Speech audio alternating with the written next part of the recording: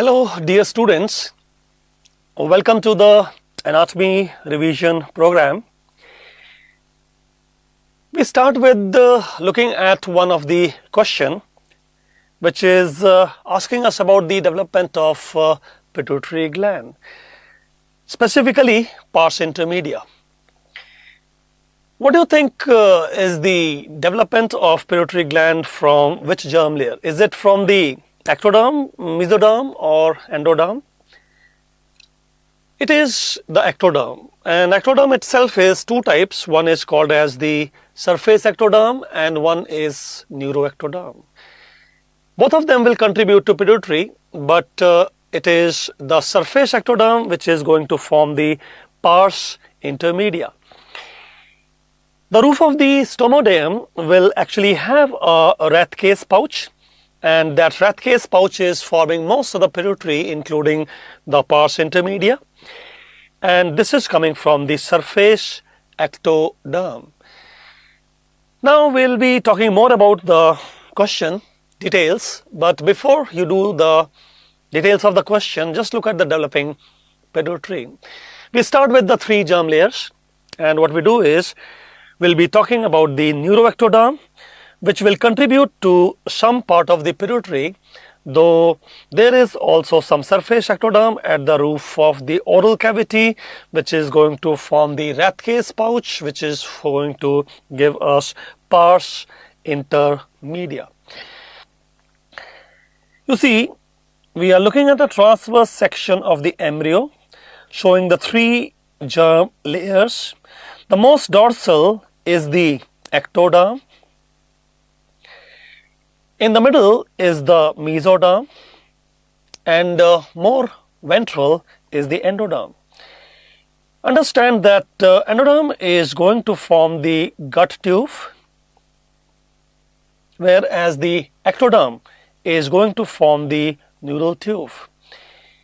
Now, when you say ectoderm is going to form the neural tube, in fact what we will find is there will be a central portion which is in the ectoderm called as neuroectoderm, and it is this neuroectoderm which is going to form the neural tube. There is one more ectoderm which is at the periphery, and we are calling it as the surface ectoderm. On the right side and left side you have the surface ectoderm. So ectoderm two type. One is the surface ectoderm, which is at the periphery here on the right and left side, and then there is a neuroectoderm. Now remember a rule for the surface ectoderm. The rule says any external opening in our body is always lined by surface ectoderm. For example, may it be the oral opening or the nasal opening or the eyes or the ear, any external opening, they are all lined by surface ectoderm.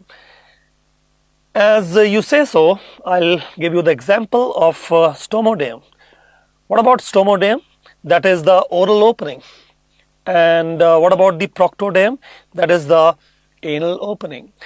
So there is a stomodeum which is oral opening and a proctodeum which is anal opening in the gut tube. Actually we said gut tube is developing from the endoderm, but not the beginning and the ending. At the beginning and ending you will have some surface ectoderm. That is where the rat case pouch is developing, in the stomodeum. This is our discussion. So let us go into the further details. What we are going to talk about is neural tube contributing to the some part of pituitary called posterior pituitary or neurohypophysis, and rest of the pituitary come from the surface ectoderm. This is the diagram we are going to draw. So what we draw is a neural tube, and where the neural tube came from? Actually neural tube came from the neuroectoderm. And what is this neuroectoderm doing? Forming the neural tube, forming the CNS like the diencephalon part of the brain. Now, if the neural tube is going to form the brain and diencephalon part of the brain, what is diencephalon doing? It is giving a downward extension, and that downward extension is contributing to the posterior pituitary, which is also called as the neurohypophysis. neurohypophysis. So posterior pituitary or neurohypophysis is a downward extension of the diencephalon part of the brain. Now we are looking at the gut tube, and when you are talking about the gut tube, you will see this is the gut tube. And where is the gut tube coming from? It is coming from the endoderm, but not the beginning and ending. Why? What about the beginning ending? Actually, we have learnt that any external opening may be the gut tube as such. If you are talking about the stomoderm, then what is stomoderm lined by? The rule. What is the rule? Surface ectoderm. So any external opening should be lined by surface ectoderm. That's why the gut tube in the beginning, that stomoderm, is lined by surface ectoderm. Otherwise, gut tube is from endoderm. Now there is some surface ectoderm at the roof of the oral cavity, and that is forming a pouch which is called as the Rathke's pouch. And this Rathke's pouch, which we are seeing now, is contributing to most of the pituitary. Like which component of pituitary? It will give you the pars intermedia. That was our question. But along with the pars intermedia, it is also forming pars anterior pituitary, and it is also forming the pars tuberalis. So when you are talking about surface ectoderm at the roof of oral cavity, it will form the Rathke's pouch. Rathke's pouch will give you most of the pituitary, including pars intermedia, pars anterior, pars tuberalis also. When you say so, pituitary gland, as you are talking about, is contributed not only by surface ectoderm but also neuroectoderm. There are two types of ectoderm. One is surface ectoderm and one is neuroectoderm, both contributing to pituitary gland. Now this diagram you will find in Langman embryology. If you are looking at Langman's, it will say there is this roof of oral cavity, and the orange color is Rathke's pouch found by surface ectoderm at the roof of oral cavity, which will then form most of the pituitary. What will you include in that? You will not only include the pars intermedia but also the pars tuberalis and the pars anterior. And what about that blue color there? If you are talking about this blue color, that is posterior pituitary, then it is a part of the brain. Which part of brain? That is the diencephalon part of brain. Actually, neuroectoderm will form the neural tube, and neural tube will form the diencephalon. Diencephalon will extend downward to form the posterior pituitary, which is also called as neurohypophysis. This is the diagram which we have drawn already. So what is the answer? Because this question is asking pars intermedia. So roof of the oral cavity, surface ectoderm, the Rathke's pouch. What about the choice number C then? When will be that the answer? That will be the answer if the examiner was asking me about the neurohypophysis, which is also called as posterior pituitary, which is also called as pars nervosa. So a same structure having three names, and the answer will be diencephalon. See, whenever you get a question, you have to analyze the question properly. Normally what we do is, we'll just find the answer and go to the next question. That is a wrong approach. The right approach is, you should know why this is the answer. If this is the answer, why this is the answer? And why the other options are not the answers, when they will become the answer, how they will become the answer. This is called as question analysis. See, it is a competitive exam, PG entrance exam. And you have to be more competitive and you have to really work on a strategy. This is one strategy which I am talking about. You should know, you should dissect the question as much as possible. See, to learn, we have to keep asking ourselves questions. Why is this the answer? Why the others are not the answer? When they will become the answer? How they will become the answer? These questions, if we keep asking to ourselves, then our learning is better, memory is better, recall is better, exam is better, rank is better, course is better, place is better. You want a good PG seat in a good PG college. It all begins with asking questions to yourself. And examinations are going to take a lot of efforts from us. That hard work must be put in a particular direction. There must be a strategy.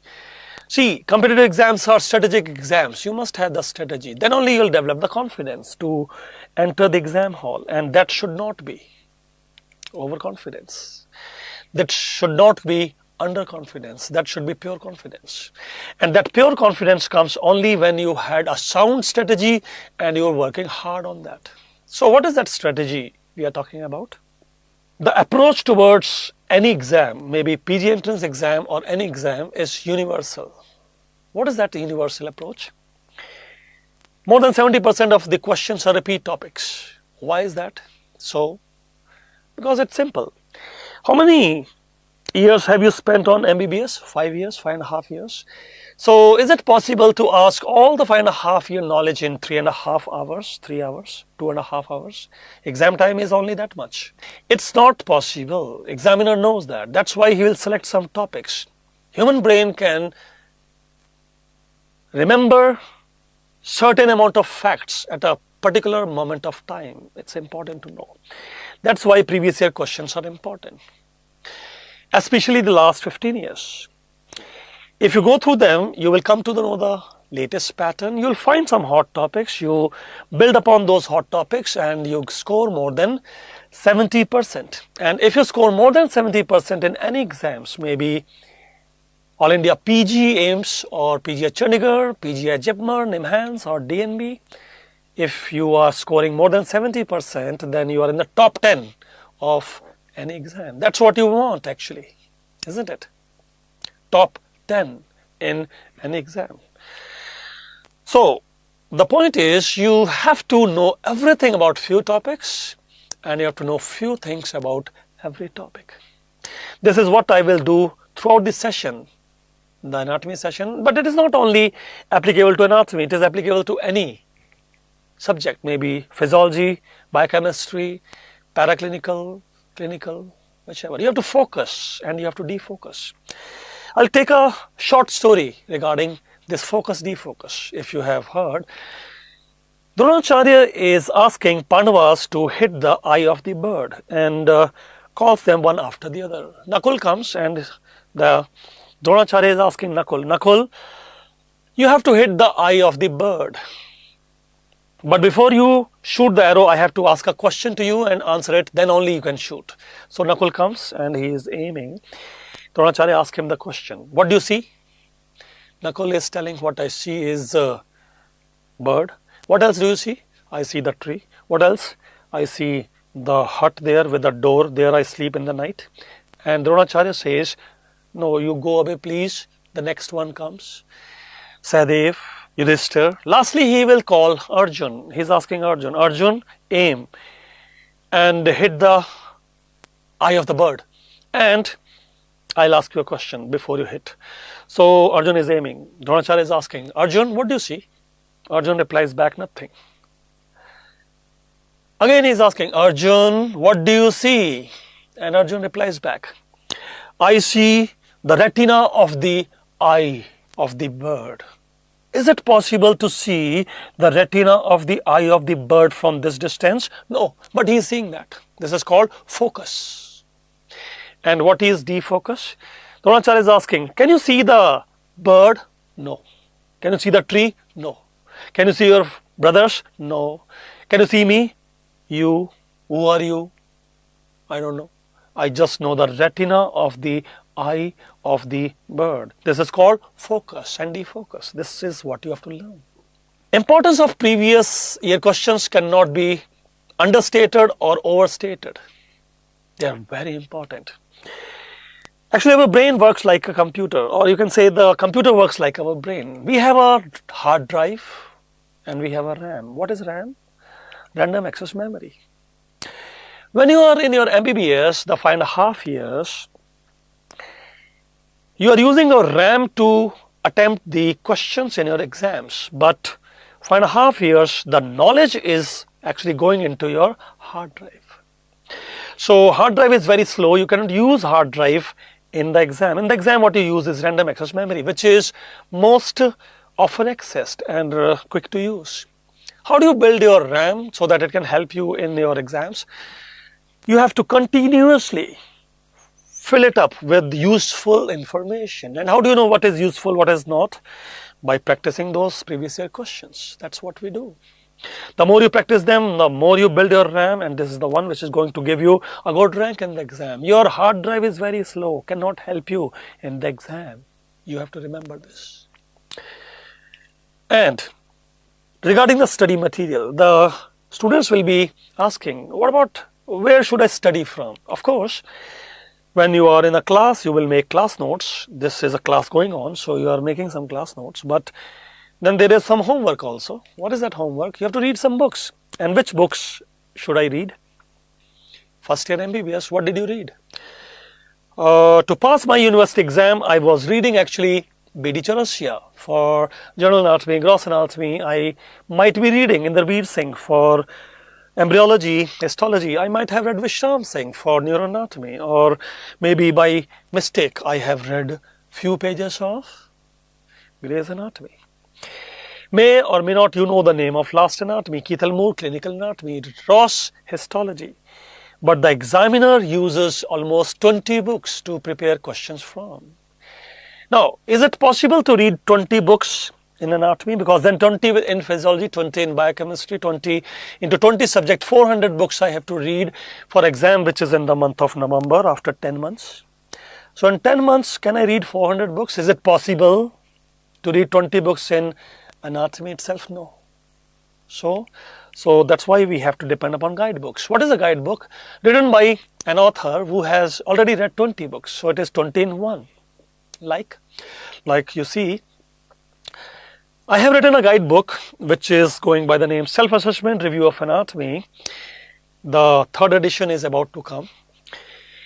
We go through the previous year questions, we find out which are the hot topics, and we will discuss those topics. That is what we do. So there will be 20 books into one. Actually, it is 400 books into one. Wow. Why? How is it possible? 400 books into one? Because I am focusing upon only certain topics. I read Sebastian Surgery and Harrison Medicine and Williams Obstetrics and any book in 20 subjects, write one book. Because I have to deal with anatomy related with the ENT ophtha also. That's how we do it. So 400 books into one book. Is it possible? Yeah, it is in front of your eyes. So this is how you have to approach. There is one more book which we have to work upon. And what is that book? Facebook. And what is Facebook for? It can serve many purposes, you know better, but I have one purpose. Just go to Google and type the name of the faculty. Along with that, type Facebook and one page will open. That page is for interaction. You can ask me questions. Say the class is over and a JIPMER exam has occurred and a new question has come which I could not discuss in that class. So you can immediately ask me, sir, this question has come, what is the answer? What I do is I respond to that. So one student is asking, sir, this is some diagram based question, what is the answer? I'll prepare some video answers to that. Each might be lasting 5 minutes, 10 minutes accordingly. And also I use it for preparing test series. Means if you are giving exams in the month of November this year, then I'll have some 100 MCQs prepared in full year. And before the exams, like in October, I'll give you a test series, 100 MCQs with video answers. And surprisingly, many questions will appear from there. This is the use of Facebook. Now, as far as my introduction goes, my MD is in anatomy from All India Institute of Medical Sciences, Delhi. MBBS is from Government Medical College, Bangalore, and it's been almost 17 years teaching anatomy to PG aspirants. And I am hopeful that my 17 years experience is going to give you some confidence in the subject to score maximum. Actually, see, we have a common mission. What is that our mission?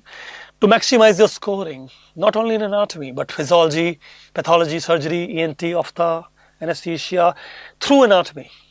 So that you get a PG seat in a subject of your own desire, in a college of your own choice. Say for example, I want to do neurosurgery and at AIMS, Delhi. That is a good choice. You have a clear vision. The more clear you have the vision, the early you will reach there. I could have the other vision. I want to practice obstetrics gynecology in my home village. That is also a clear vision. So if you have a clear vision, you reach there early. If your vision is blurred, you will reach there but delayed. So you must have a clear vision. So we have a common mission and we work upon that. Now I'll just make you go through the contents which we are going to follow through the session. We start with general embryology, though the embryology will continue throughout the class. I will talk about the embryology of neuroanatomy, head and neck separately, but general embryology in the beginning, then followed by histology, osteology, arthology, which is then followed by neuroanatomy. Neuroanatomy overview will be given, but neuroanatomy continues throughout the class. I'll talk about neuroanatomy of head and neck, back, thorax throughout the class. We move on to head and neck region, back region, thorax, upper limb, abdomen. Actually, it is tip to toe.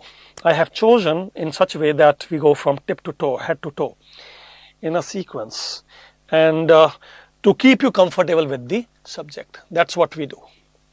Make you comfortable with the subject. To maximize your scoring in the exam. That's what is the job of a teacher as a guide.